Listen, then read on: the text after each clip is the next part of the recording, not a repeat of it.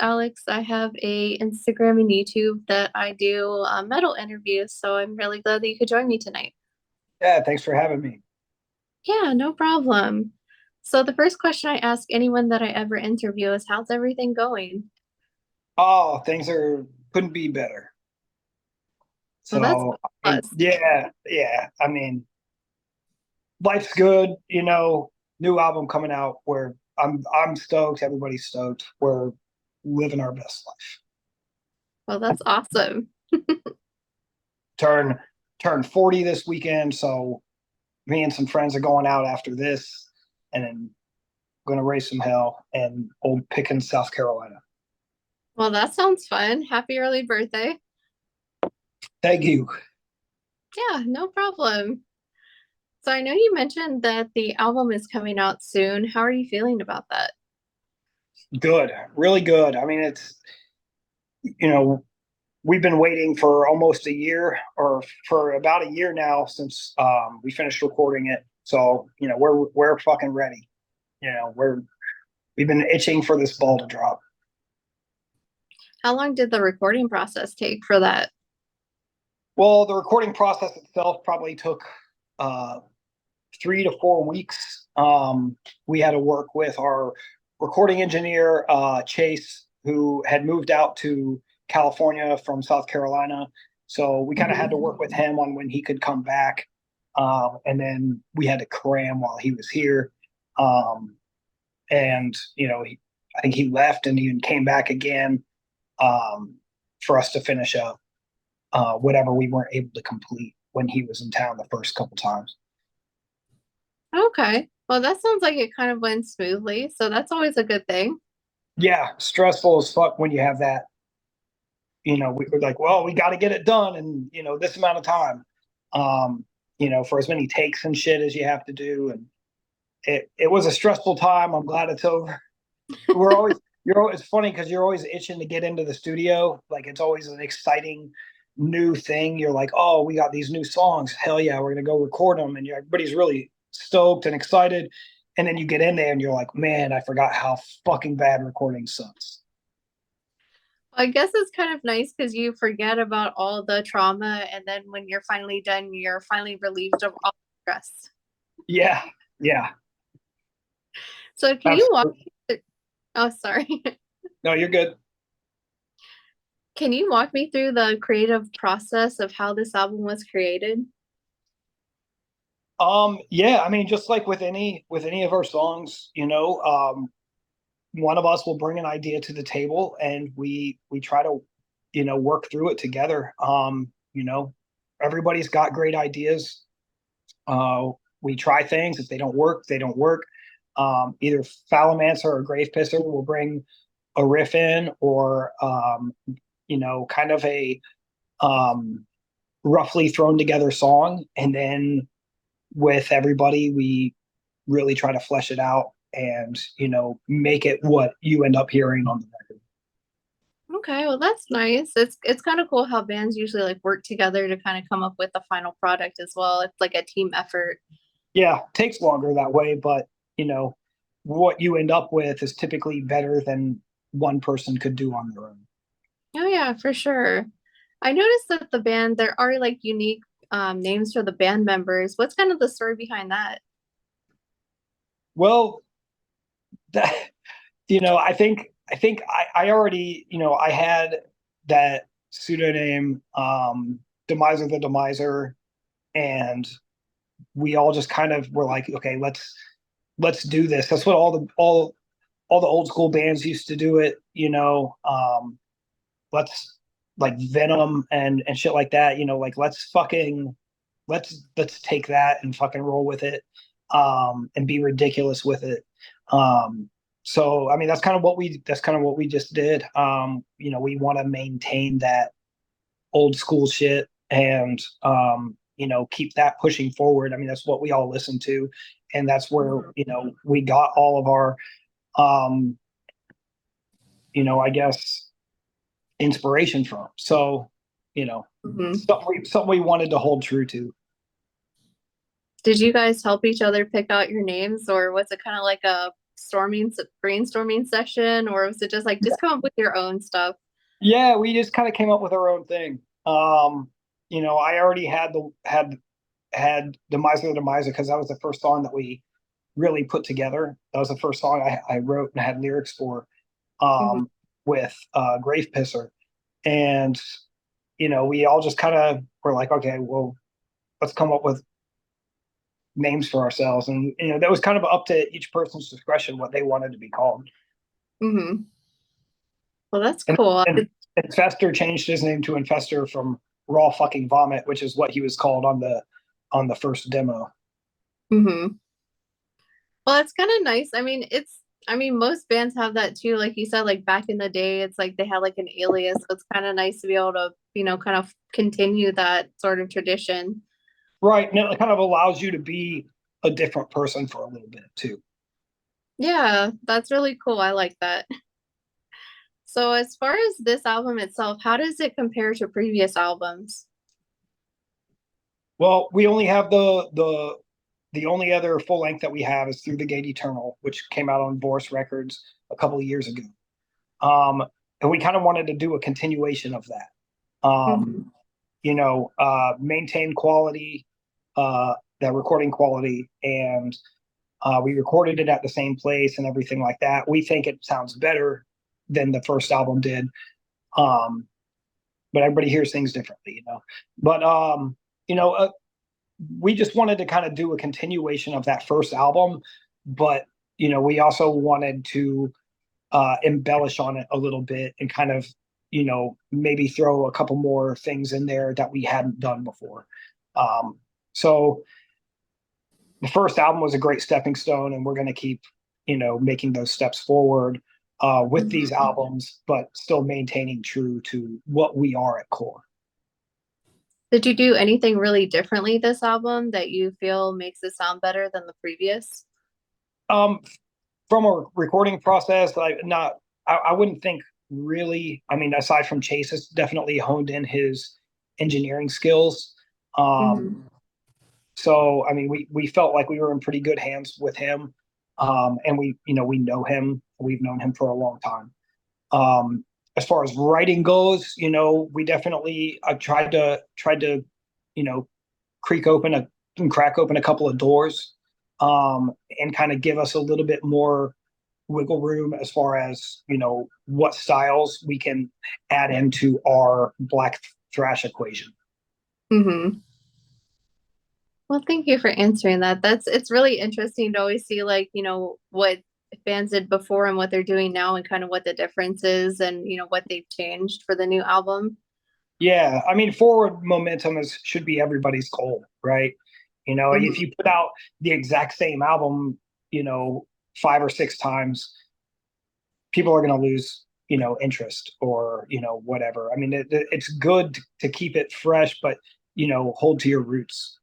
Yeah, for sure. I like that a lot. I think it's, some bands go out and try something completely different and the fans are like, whoa, what is this? This is not what I remember.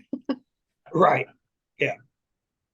So was there a particular song on the album that was like the easiest to write? Slave to the Scythe, the title track was probably fairly easy to write. So was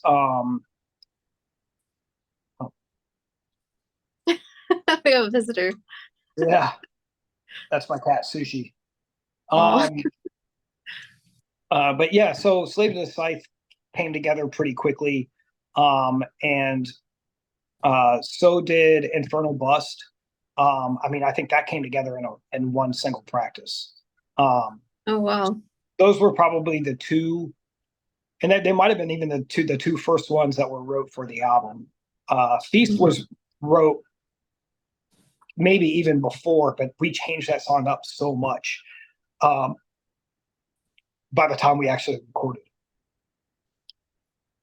Was there And that anything one, about that one those came songs? together quick too. So it sounds like there's a few of them that were pretty easy to write. Is there something about those that just made them easier? I don't know, just time and place. Maybe everybody was there, and just because it does it's difficult sometimes for all of us to be together in the same room. Um, I live roughly 2.5 hours away from where we practice, Oh, and Falamancer lives about 2.5 hours away from where we practice as well in a different direction. oh So no. it's kind of hard for us to, maybe once a month or twice a month, we try to all be there. Mhm. But it does make it difficult, with everybody's, looming schedules for us to, you know, all be in the same place at the same time. And when we are extraordinarily productive when it comes to writing. So that those could have just been practices where everybody just happened to be there. Yeah, well, that's awesome. I know there's usually like some songs on albums that are easier to write, and then there's like hard ones that just took a lot longer. Did you Yeah. have any of those that were like harder to write? Well, I definitely had songs from my personal standpoint here. Um, I had songs. There were definitely songs on the album that I had trouble hearing like a vocal pattern for, Hmm. um, and reached out to see if anybody else had any ideas. Um, and some of the patterns that I came up with too, we had switched up a little bit. But yeah, so I mean, we're really good at our group effort. Um, and if I'm feeling stuck on something or somebody else is feeling stuck on something, we're all pretty good about jumping in with ideas to unstick. Well, that's also goes back to what you told me previously is you guys all write together, so it's kind of like a group effort. So if you get stuck, everyone can kind of help. Right. Yeah, exactly. So I have to ask, is Sushi a fan of metal as well? Shit, I don't know. I don't know what she's a fan of. She's a fan of empty bags, cardboard boxes, and you know, um, beer bottle caps. Wow. Yeah, cats like the strangest things. It's kind of funny. Yeah, you could spend a ton of money on toys; they'll never use them. They just Yeah, want to play. They just want to play with trash. that is so true. So what can fans expect to hear in the album? Some ripping, hellish black thrash metal. Hmm. Can't put it any different than that. I mean, it's auditory assault on the church and the Bible Belt, and if that's what you want, that's what you're gonna get. Hmm. Well, that's cool. It's always different to have, I guess, different ideas and themes for albums because different people like different things. So it's always good to have a variety of things for Yeah, sure. I mean that's pretty much what we base our records off of. I mean, we are an evil black thrash band from the heart of the Bible Belt, so we have a lot of hatred towards religion because it's just shoved at us wherever we fucking go, and you know we have songs that are extremely hypersexual. We have songs that are we're all maniacs in our times. So we have songs about riding motorcycles and doing cocaine and all sorts of shit. We try to capture a little bit of all of those essences within the album. Would you say that I guess, living in the kind of Bible Belt, as you described it, kind of is the reason why you structured the music around this? Yes, well, very much so. Do you guys get a lot of, I guess, hate also? Because I'm sure they probably don't like it as much. Well, I mean, within the scene, we're fine. Hmm. The local paper in Columbia wrote an article about us on that first album. Well, there was a lot of hate in there, a lot of shit talking going on, a lot of you boys need Jesus and this and that in there, which we had a heyday with. We were fucking dying in laughter, rolling on the floor. Some of those comments, they were just fucking hilarious. But you know, Yeah, I think that's the most hate that we've gotten. We don't have protesters or anything showing up at the gigs. Well, that's a good thing. I mean, I guess it kind of gives you some media attention too, but it's a lot to deal with, I'm sure. Yeah. Oh, I wish there were. That would be fucking hilarious. So I have to ask, now that the album is finished, is there anything that you would have changed on the album?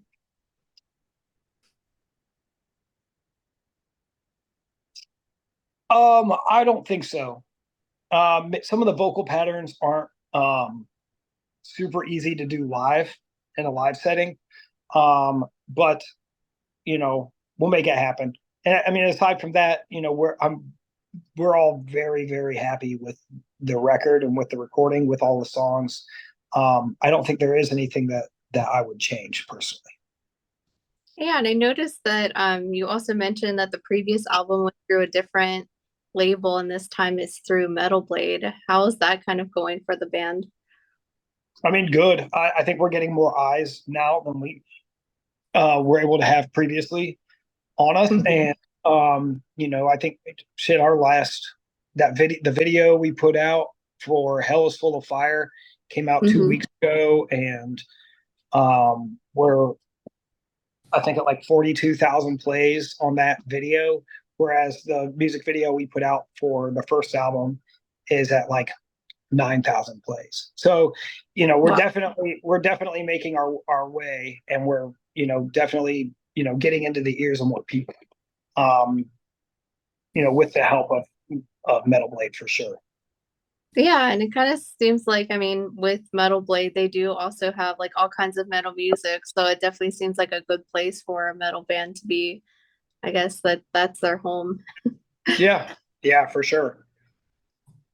So while you're waiting for the release of the album, what's kind of like what's the band doing? What's next for the band?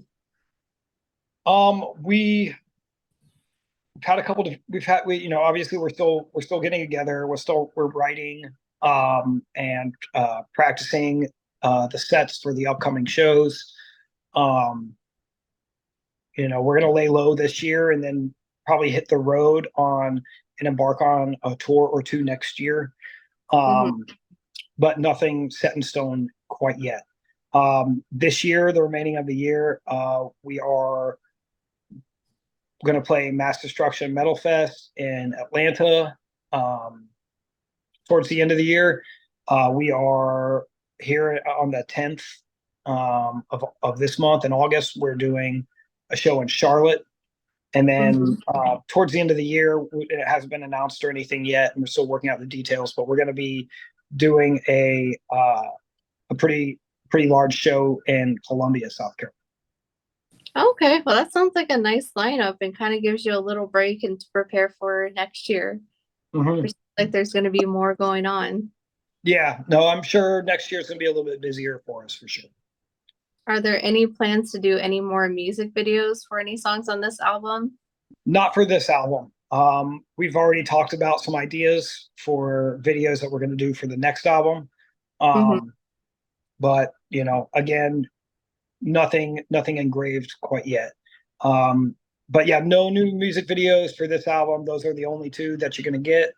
And the last single and album release is on the 23rd. Okay, nice. So what song, I guess, are you most excited for fans to hear on the new album that they haven't heard yet? That they haven't heard yet. My favorite one they've heard, because that's Hell is Full of Fire. And that was that Mhm. last video that we did a couple weeks ago that we put out. My other favorite song on the album, I think, is probably um, maybe a tie between two of them. Um, Total Demise and Me Nominate Baphomet, which is the closing track, which is probably the most eclectic song that we have. Most of our songs roughly between 2 and 3.5 minutes, and that's an 8 minute Mhm. song. So it's a little bit of a different path than we usually take when writing songs or putting songs together. Mhm. But it kind of leaves the door open for us to kind of uh, you know, pick and pull from those styles of music a little bit more. But that has,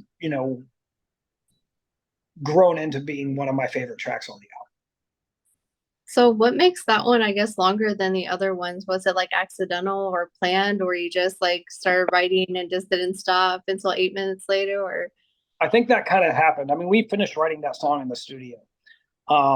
We had the first part of that song, which is very heavily a Demiser song through and through. Mhm. And then, you know, it kind of turns into some other shit. I mean, there's like kind of an I slash immortal style. There's some of that kind of riffing in there. Um, Mhm. and then the song kind of fades out too, as well on some more black metal style riffing. It's the most eclectic song that we have. It's got more pieces and parts to it than other songs that we've wrote, but Mhm. it still feels like Demiser, and it still flows really well. And I think it's an incredible closer to the album. Definitely became one of my favorite songs on Slave to the Scythe. Awesome.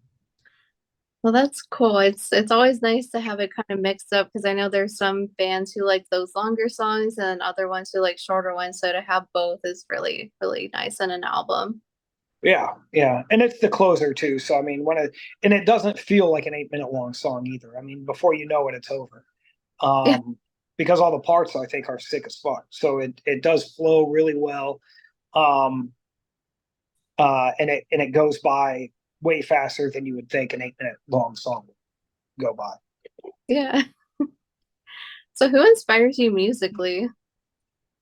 Well, we take most of our inspiration from the bands that did this before us. Venom, Arnoir, Niflheim, uh, you know, you name it, like that style of shit. That's what we wanted to do.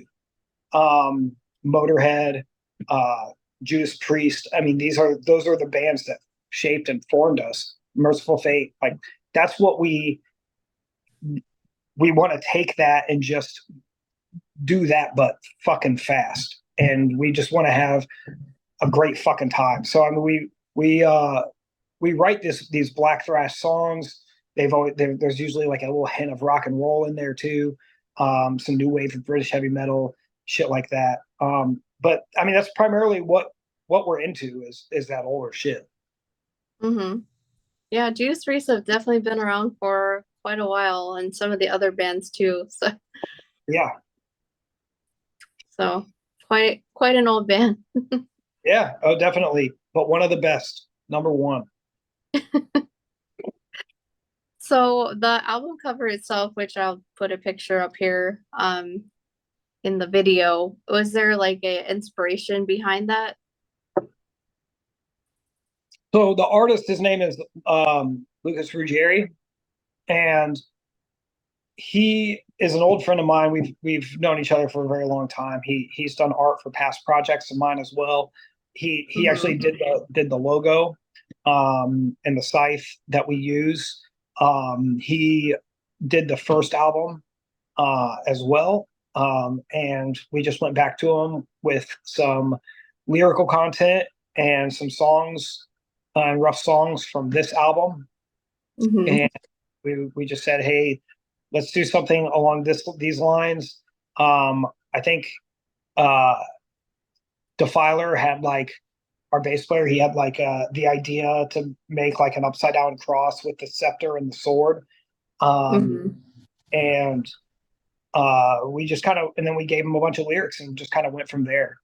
So we got it back, and when we got it back, it was black and white. We kind of had the idea like, hey, maybe we should add some color to this one, and he sent it to us with a couple different color variants, and they were fucking insane. So we kind of, kept it with that, and we're very fucking happy with the results. Lucas always knocks it out of the park. Well, that's awesome. Is there anything you would have changed about it, or do you think it's like perfect the way it came out? Nah, I wouldn't change anything about that record or the record art at all. Well, that's awesome. So I do have one last question here for you. Is there any message that you would like to give your older fans, new fans, or anyone interested in purchasing the album? Yeah. You know, go listen to the singles, watch the videos. If that's not enough to make you want to purchase the album, go check out the first album. But yeah, I mean, here on the 23rd, there's gonna be two records that are online and ready to sell. You know, there's a little something for everybody if you're into heavy metal. So, you know, pay heed, go check them out. The videos, I'm sure, will be enough to get you to want to buy the record. So that's all I can say. You know, subscribe on Spotify, whatever, and just whatever you can do to support underground heavy metal. Well, that's awesome. And for anyone else, I'll also have the links below if they're interested in getting the album. Again, it does come out on the 23rd, Slave to the Scythe, and it is through Metal Blade Records. So grab a copy for sure. Yep, August 23rd. Well, thank you so much for taking your time for doing this interview. I know you have sounds like a busy night with some birthday celebrations. So, Busy weekend. Been going balls to the wall all weekend. well, be safe and enjoy your birthday weekend. And again, happy birthday. Thanks, I appreciate it. Have a good night. Take care. Bye. Bye.